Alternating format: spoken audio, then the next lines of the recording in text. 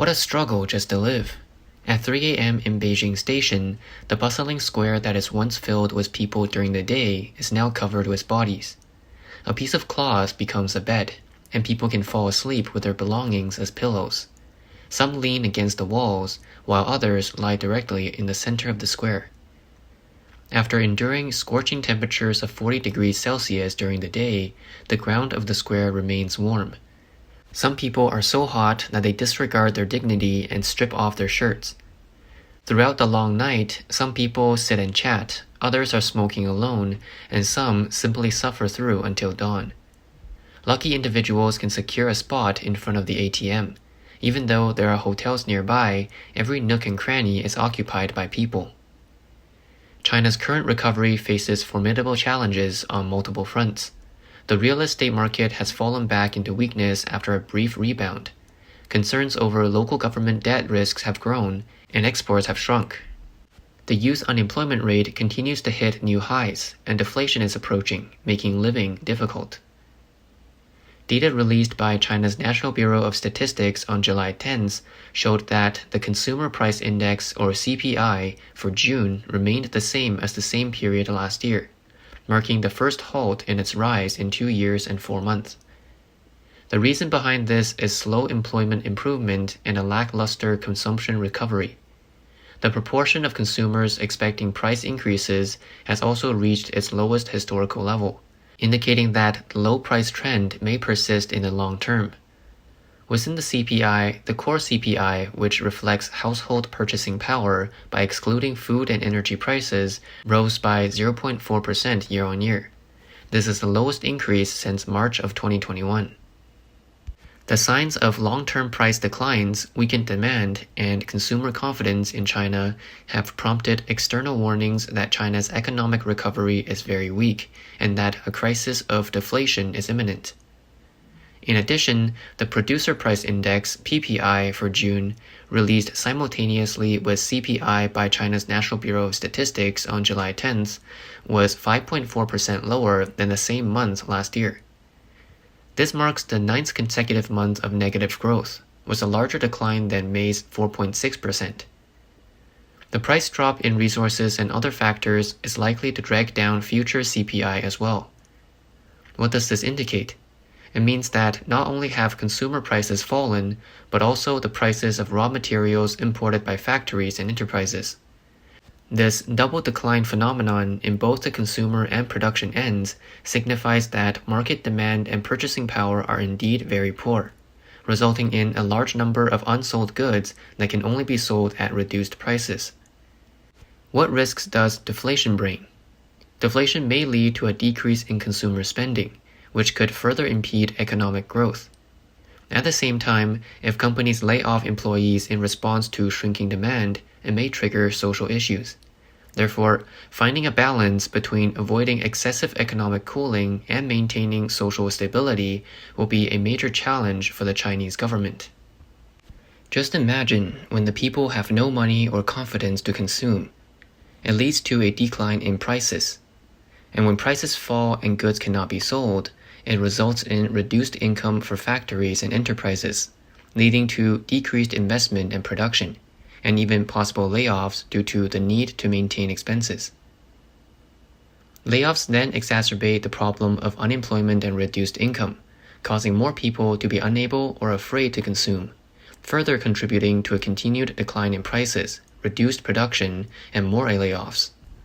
It becomes a vicious cycle. Such a scenario would undoubtedly bring about a major disaster for the national economy. Has China already entered a deflationary period? Economic experts widely believe that the official data released by the Chinese Communist Party is often embellished, so when they claim that consumer prices in June had 0 year-on-year growth compared to the previous year, it may actually be negative growth. In other words, the situation may be even worse than officially reported. So why has China reached the brink of deflation?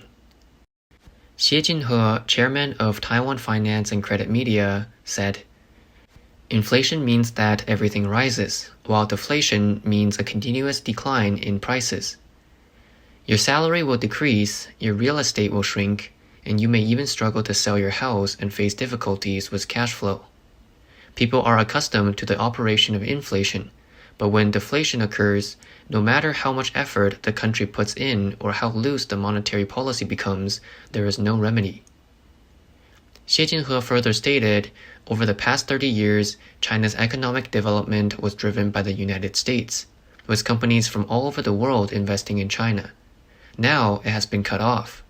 At this time, it is extremely difficult for China to rely on itself to generate domestic demand. David J. Huang, an American economist, pointed out, deflation is a manifestation of an economic phenomenon. The true cause of the shrinking wealth of the middle class lies within. However, the cause is due to the pessimistic economic situation, or what we call an economic recession, or even a spiral decline. Generally, when an economy experiences deflation, it is even more difficult to control and overcome than inflation. Additionally, despite China easing control policies to stimulate housing demand, the real estate market's recovery momentum remains weakened. The real estate market is a crucial pillar of the Chinese economy. Shen Dong, a businessman who was once heavily involved in large-scale real estate development in China, recently stated in an interview with Deutsche Welle, China has the highest per capita housing ownership in the world, with about 80% of people owning their homes. Now, these people are seeing their wealth shrink, and in this situation, the consumer market cannot pick up. He also believes that the Chinese real estate industry has reached its limit and is unlikely to rebound.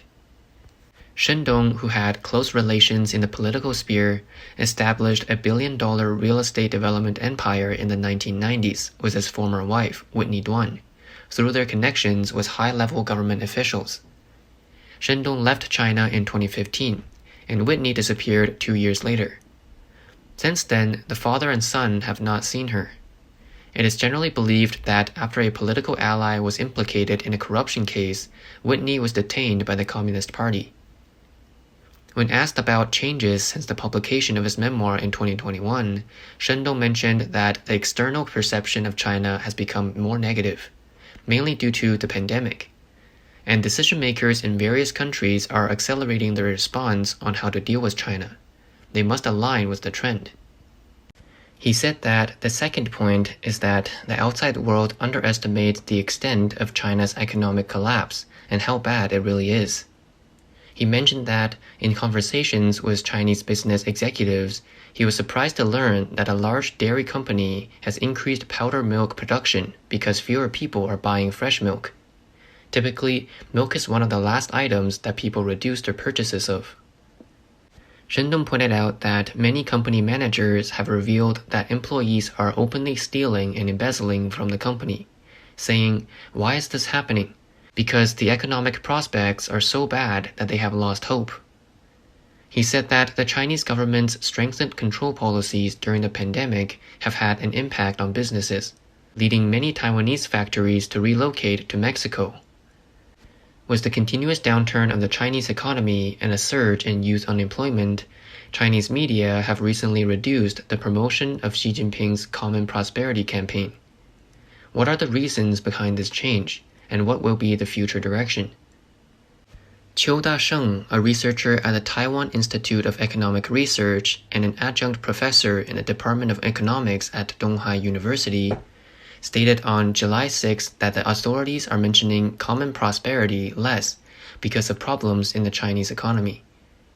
The current measures are focused on boosting economic growth, so some adjustments need to be made.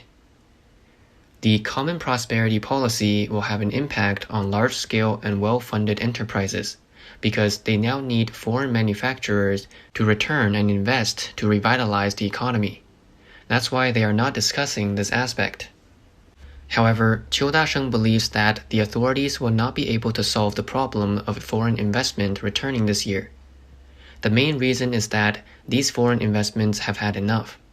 For example, many Taiwanese businesses have moved their funds and equipment out due to these policies.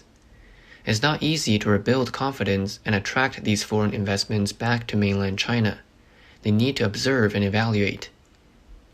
China expert Wang He said, "Common prosperity is one of Xi Jinping's slogans, aimed at reducing the wealth gap, which has some economic rationale.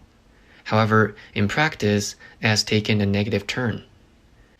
If they want to achieve common prosperity, they should have reformed the state-owned economy, broken the monopoly of state-owned enterprises, and allowed fair competition in the market. The biggest problem in China is that, due to political considerations, the state advances while the private sector retreats, which is unfair. Xi Jinping is even cracking down on internet giants and attacking the education and training industry. Wang He said that in the past, the CCP's focus was on showcasing economic growth rates as achievements. When the economic growth rate declines, all the problems are exposed. Now, they are doing everything possible to boost the economic growth rate, temporarily putting aside the concept of common prosperity. I believe that, for some time, common prosperity will not be brought up again. According to an article by Foreign Affairs on June 29th, a key aspect of Xi Jinping's governance is the grand unveiling of significant policies that are suddenly abandoned, often without even acknowledging their existence. The previous example was the dynamic zeroing policy. Common prosperity is also likely to be a short-lived phenomenon. Wu Jialong, a Taiwanese macroeconomist, stated that the true motivation behind the CCP's pursuit of common prosperity is the large fiscal deficit, which creates financial pressure from the central to local levels. Common prosperity is essentially a disguised form of taxation, using various pretexts to squeeze money from private enterprises and entrepreneurs to fill the fiscal gap. This is not robbing the rich to help the poor. It is robbing the rich to help the party. The main target is to suppress private enterprises, ultimately dampening economic growth.